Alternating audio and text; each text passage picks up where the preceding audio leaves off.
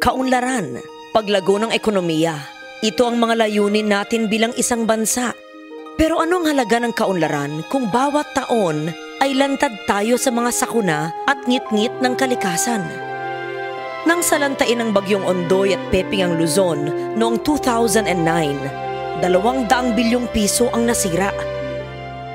Noong 2011, nang humagupit ang bagyong Sendong at Pedring, may higit 15 milyong Pilipino ang nawala ng tirahan.